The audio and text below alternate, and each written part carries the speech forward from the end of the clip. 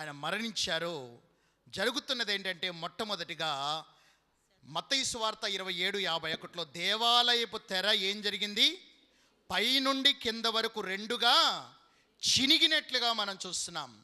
దీని యొక్క సిగ్నిఫికెన్స్, దీని యొక్క అర్థం ఏంటంటే, త్రూ డెత్ ఆఫ్ జీసస్ మనం అందరము కూడా, అంటే యేసు ప్రభు వారి ద్వారా మనం అందరం ఇందాక చెప్పినట్లుగా దేవుని దగ్గరికి మనము చేరుకుంటానికి, ఇంకా మతపరమైనటువంటి ఏ కట్టుబాట్లు లేకుండా యేసు ద్వారా డైరెక్ట్గా మనము దేవుని దగ్గరికి చేరుకోవటానికి ఆయన మార్గము సరళం చేశాడు అనటానికి అర్థం అన్నమాట. ఏంటి అర్థము? తెర చెరగటానికి గల అర్థం ఏంటి చెప్పండి? యేసు ప్రభువుని ద్వారా మనము పాత నిబంధనలో కేవలము యాజకుడు మాత్రమే వెళ్ళేవాడు. కానీ మనము ఇప్పుడు యేసు ప్రభు వారు ఆయన ఆ తెర ఎప్పుడైతే ఆయన చనిపోతారో, తెర చిరిగిందో, దాని అర్థం ఏం చూపుతుందంటే, ఇప్పుడు యేసు ప్రభువు నామంలో మనం ప్రార్థన చేస్తాం కదా, యేసు ప్రభువు ద్వారా మనం దేవుని దగ్గరికి వెళ్ళటానికి మార్గం ఆయన సరళం చేశాడు. అందుకని ఆయన చెప్తున్నాడు కదా, నేనే మార్గము సత్యము జీవం అని చెప్తున్నాడు. కాబట్టి మొట్టమొదటిగా దేవాలయపు తెర పైనుంచి కింద వరకు రెండుగా చీలినట్లుగా మనం చూస్తున్నాం. రెండవదిగా ఏం జరుగుతుందంటే, భూమి వణికెను, బండలు బ్రద్దలాయను. భూమి వణికింది, బండ బ్రద్దలైనట్లుగా మనం చూస్తున్నాం. అంటే మనం చూసినట్లయితే ఆ యొక్క సృష్టి కూడా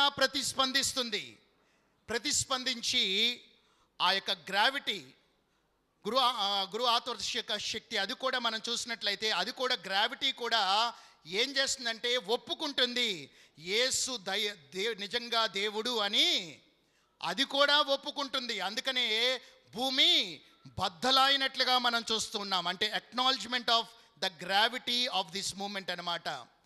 నిజముగా ఆయన దేవుని కుమారుడే, ఆయన దేవుడే అని భూమి సహితము కూడా, సృష్టి కూడా అది మనం చూసినట్లయితే ఆ విధంగా వనకటము ద్వారా, అదేవిధంగా మరి బండలు బ్రద్దలవటం ద్వారా అది రుజువు కాబడుతున్నట్లుగా మనం చూస్తున్నాం. మూడోదిగా ఏం జరుగుతుంది? 52-53 వచనాలు. సమాధులు తెరవబడెను, నిద్రించి అనేకులు పరిశుద్ధుల శరీరములు లేచెను. వారు సమాధులలో నుండి బయటకు వచ్చి ఆయన, అంటే మూడో రోజున ఆయన తిరిగి లేచిన తర్వాత పరిశుద్ధ పట్టణంలో అనేకులకి ప్రవేశించి అనేకులకి అగడపడినట్లుగా మనం చూస్తున్నాం. అంటే ఇక్కడ ఇది దేనికి సాదృశ్యం అంటే, యేసు ప్రభు వారి యొక్క మరణము సహితము జీవింప చేయగలదు.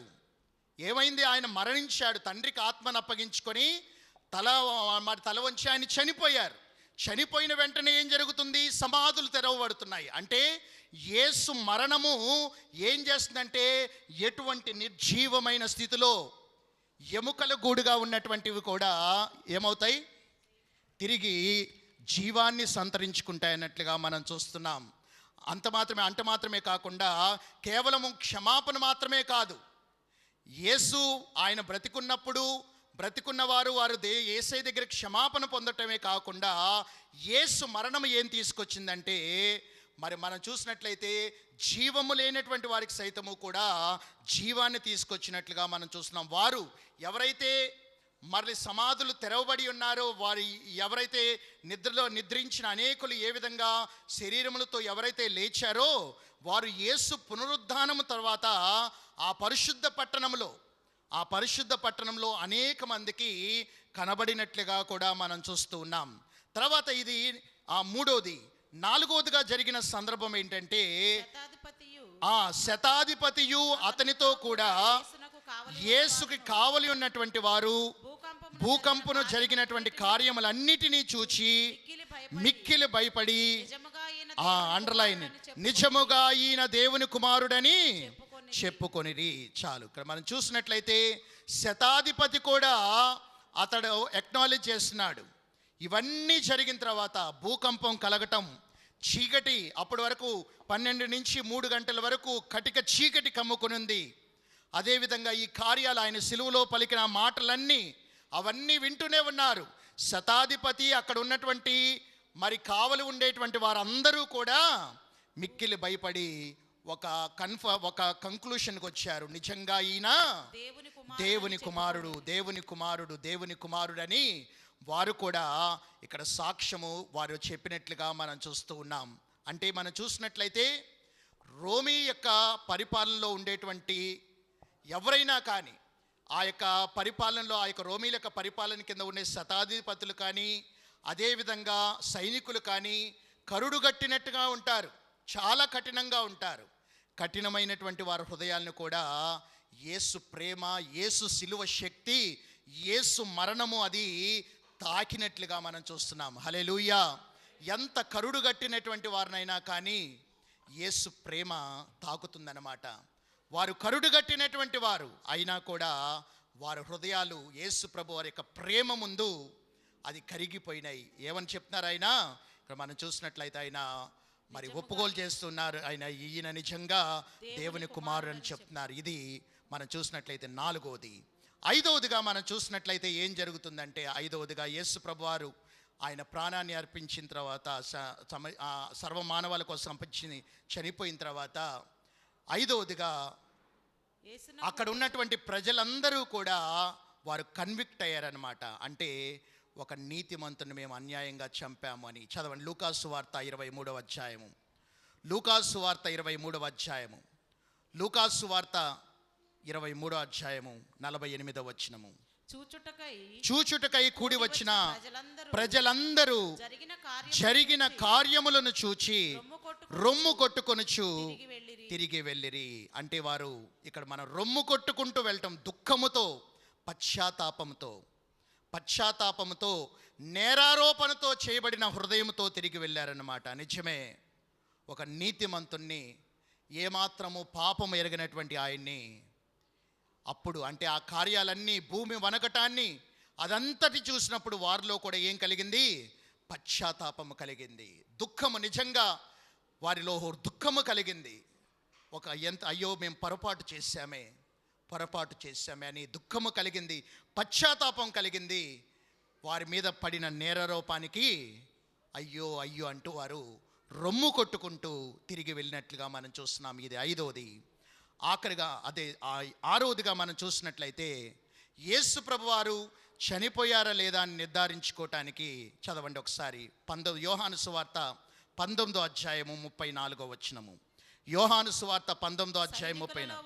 సైనికులలో ఒకడు ఈటెతో ఆయన పక్కన పొడిచెను, వెంటనే రక్తము నీళ్లును కారెను. చాలు. ఇక్కడ సైనికులలో ఒకడు అప్పటికే వచ్చారు.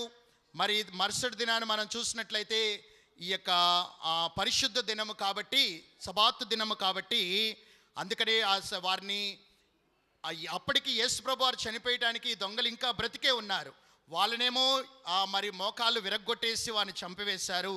యేసు ప్రభు వారి దగ్గరికి వచ్చేపాటికి అప్పటికే ఆయన చనిపోయి ఉన్నారని గ్రహించి మరి మనం చూసినట్లయితే ఒక సైనికుడు తన యొక్క బల్లెమును పొడిచి వెంటనే రక్తము నీళ్లను కారినట్లుగా మనం చూస్తున్నాం. అంటే మనం చూసినట్లయితే ఆయన యొక్క రక్తములో ఒక సైనికుడి యొక్క కంట్లో పొడిచినటువంటి సైనికుడి యొక్క ఒక కన్ను మనం చూసినట్లయితే అతడు సరిగ్గా కనబడినటువంటి వ్యక్తిగా ఉన్నాడు. ఆ రక్త బిందువులు పడి, ఆ నీరు పడి స్వస్థత పొందినట్లుగా కూడా మనం చూస్తూ ఉన్నాం. కాబట్టి ఇది 6వ విషయము. 7వదిగా మనం జరుగుతున్న విషయం ఏంటంటే, యేసు ప్రభు అప్పటికే చనిపోయారు కదా. సమాధి కార్యక్రమం ఎప్పుడు జరిగింది? ఆ రోజునే జరిగింది సమాధి.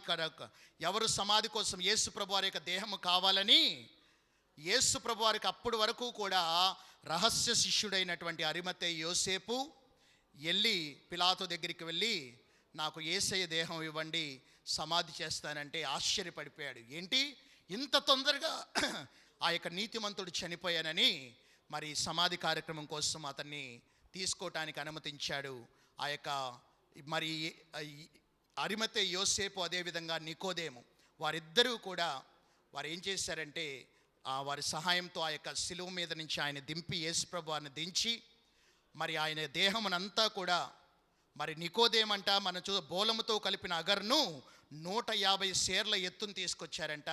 ఆ గాయాలకి దేహాన్ని అంతటికీ కూడా సుగంధ ద్రవ్యాలు పూచి నారబట్టతో కట్టి తన కోసము, అరిమతయి యోసేపు కోసము, తొలిపించుకున్నటువంటి సమాధిలో దాన్ని పెట్టి రాయి బొర్లించి వెళ్ళిపోయినట్లుగా మనం చూస్తున్నాం. ఇది మరి మంచి శుక్రవారం రోజున జరిగినటువంటి అద్భుతమైనటువంటి వాస్తవికతమైనటువంటి యథార్థమైనటువంటి మరి సంఘటనలు, అదేవిధంగా ముత్యము లాంటి మాటలు. ఈ రోజున ముగింపులో మన జీవితాలు మనం పరిశీలన చేసుకొని నిజంగా సిలువ ప్రేమను మనం అర్థం చేసుకోగలుగుతున్నామా?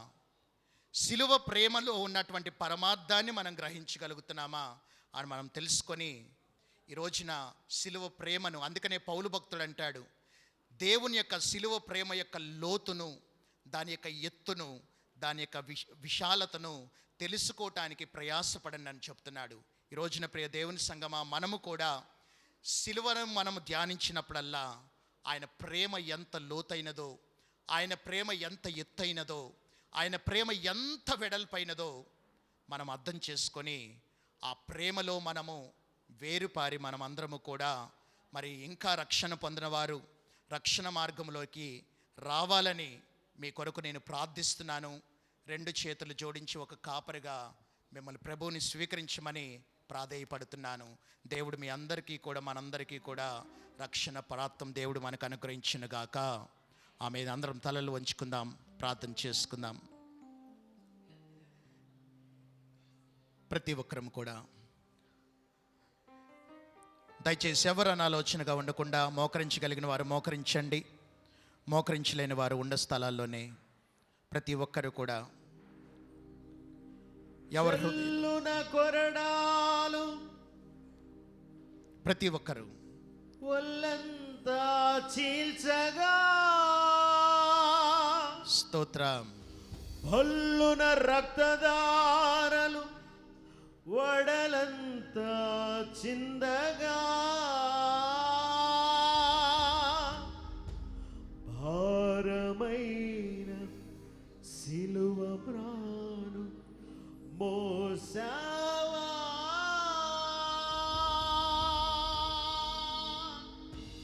అవునయ్యా, కలువరిలో కరుణామయ కదిలా నీకోసము నా కోసమే ఈ శ్రమలు. ప్రభు యేసు సిలువ యాగము మానవుల పాప పరిహార. పాటలో ఉన్న పరమార్థాన్ని గ్రహిస్తూ మన జీవితాలను మరొకసారి ఆ సిలువ దగ్గరికి వచ్చి రక్షణ పొందిన వారందరూ మిమ్మల్ని మీరు ఆయనకు ప్రతిష్ఠించుకోవాల్సిందిగా వేడుకొంచున్నాను. ఇంకా రక్షణ పొందిన వారు మీ ఆత్మలను ఆయనకు అప్పగించుకోండి. అవనిలో ఎంతో అవమానమైనది ప్రభు యేసు సిలువ యాగము మానవుల పాప పరిహారము. అన్యాయపు తీర్పు పొందెనే. అవునయ్యా, నీ కోసము నా కోసము ఈ శ్రమలన్నీ మన కోసమే. అన్యాయపు తీర్పు పొందెనే. అవమానము అవహేళన భరించెనే. వదకు తేబడు గొర్రె పిల్లలా, వదకు తేబడు గొర్రె పిల్లగా మౌనిగా దోషిగా ప్రభువు సాగెను. మౌనిగా దోషిగా ప్రభు సాగినే. అవునయ్యా, ప్రభు యేసు సిలువ యాగము మానవుల పాప పరిహారము. నీకోసం నా కోసమే ముల్ల మకుటము తలకు చూచగా ఎర్రని అంగి మొలకు చుట్టగా. ముల్ల మకుటము అవునయ్యా, తలకు చుట్టగా ఎర్రని అంగి మొలకు చుట్టగా ఉమ్మి వేయగా దూర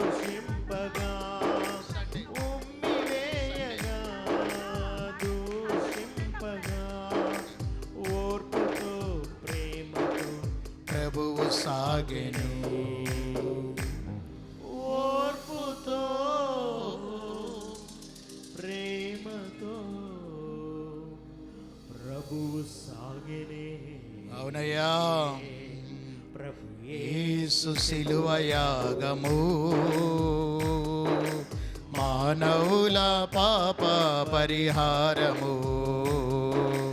దేశమంత చీకటులు రమ్మగా దేవాలయపు తెరచినుగగా. దేశమంత చీకటులు రమ్మగా దేవాలయము తెరచిరుగగా. వదకును వందలు బద్దలాయగా. భూమి వనకగా బండలు బద్దలౌగగా. సిలువపై యేసు మరణముందెగా. సిలువపై యేసు మరణముందెగా. యేసు శిలువ యాగము మానవుల పాప పరిహారము. ఘోరమైనది బహు నీ కోసము నా కోసమే ఘోరమైన భారమైన సిలువ మోయటం. అవనిలో ఎంతో అవమానకరమైన సిలువ మరణము నీ కోసము నా కోసమే. సుశిలువ యాగము మానవుల పాప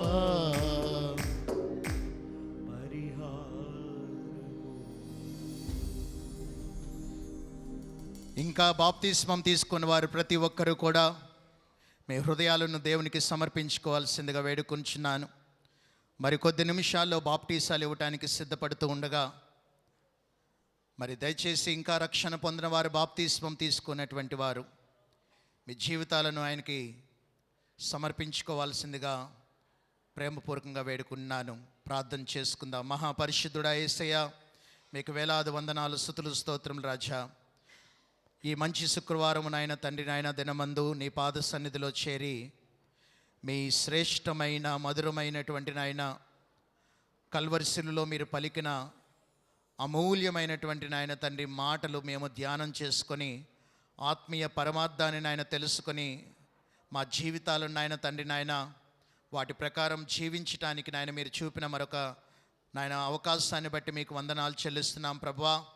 రక్షణ పొందడం మేము నాయన సిలువ ప్రేమలో ఇంకా లోతుగా నాయన మేము తెలుసుకుంటానికి, సిలువ ప్రేమ గురించి ఇంకా నాయన తండ్రి ఎంత ఎత్తైనదో మేము గ్రహించుకోవటానికి, ఎంత వెడల్పైనదో గ్రహించుకోవటానికి నాయన మీ సిలువను గురించి ఇంకా ధ్యానించిన ఆయన మీ సిలువ ప్రేమను నాయన తండ్రి సర్వలోకానికి చాటటానికి ప్రతి ఒక్క రక్షణ పొందిన ప్రతి ఒక్క బిడ్డను నాయన మీరు ఆయుత్తపరచమని వేడుకుంటున్నాం. వారి నోటిలో మీ మాటలు ఉంచిన ఆయన అనేక మంది నాయన సిలువ చెంతకు నశించిపోతున్న వారిని సిలువ చెంతకు నడిపించిన ఆయన మీ యొక్క నాయన తండ్రి నాయన రక్తంలో కడగబడిన ఆయన తండ్రి మోక్ష మార్గంలోకి చేర్చడానికి ప్రతి ఒక్క విశ్వాసిని ఆయన రక్షణ పొందిన ప్రతి ఒక్కరిని నన్ను మమ్మల్ని మీరే వాడుకోమని వేడుకొనిచున్నాం ప్రభువా. ఇంకా నాయన తండ్రి రక్షణ పొందినటువంటి వారిని జ్ఞాపకం చేసుకుని ఆయన తండ్రి నాయన మరి నాయన తండ్రి నాయన విడవబడటం ఎంతో ఘోరమైనదని వారు గుర్తెరిగిన ఆయన వారి జీవితాలను మీకు సమర్పించుకోవటానికి, మీకు ప్రతిష్ఠించుకుంటానికి నాయన మీరే సహాయం దయచేయమని మరొకసారి ఎక్కడైనా దీన సేవకుడైనటువంటి నా ద్వారా ఈ రోజున మీరు మాట్లాడిన బిడ్డలతో మాట్లాడిన మాటలన్నీ కూడా నాయన నోటి మాంద్యం కలిగిన ఈ సేవకుని యొక్క నోటి నుంచి నాయన విత్తబడిన ప్రతి ఒక్క నాయన మాటను నాయన బిడ్డల యొక్క జీవితాల్లో మీరు స్థిరపరిచిన ఆయన తండ్రి మీలో ముందుకు కొనసాగే కృపణ దయచేయమని ఆరాధన అంతట్లో ఆదరించేంత వరకు మీరే అధ్యక్షత వహించి మమ్మల్ని నడిపించిన విధానాన్ని బట్టి మీకే వందనాలు, స్తుతులు, స్తోత్రములు చెల్లిస్తూ నాయన తండ్రి ఈ రీతిగా మీ సిలువ ప్రేమని ఇంకను నాయన మీలో వేరుపారి నాయన మీ సిలువ నాయన తండ్రి శక్తిని నాయన మేము ఆశ్రయిస్తూ నాయన తండ్రి నాయన మీ యొక్క పునరుద్ధాన శక్తిని కూడా నాయన మేము నాయన తండ్రి గ్రహించి నాయన మిమ్మల్ని ప్రకటించే భాగ్యం అందరికీ దయచేయమని మరొకసారి మీరు చేసిన త్యాగము యాగాన్ని బట్టి మీకు కృతజ్ఞతాస్తుతులు చెల్లిస్తూ ప్రార్థన యేసు నామమున అడిగి వేడుకొనిచున్నాము తండ్రి, ఆమెన్. పరలోకం